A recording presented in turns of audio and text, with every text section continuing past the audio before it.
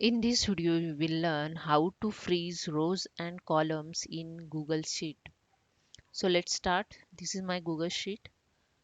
You can see here the box between the rows and column. You can see here the border of this box. If you want to freeze the rows, the below border, just drag it. Just click on it first and just drag it. I want to first row freeze. Just write something as a heading. Okay, and just drag, scroll down, you can see here the first row is freeze.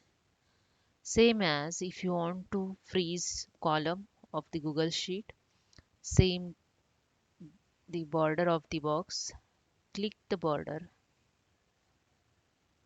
click on it and drag it. Okay, now just scroll the column, you can see here the A column is freeze. That's it. Hope you understand. If you like this, please subscribe my channel. Thank you.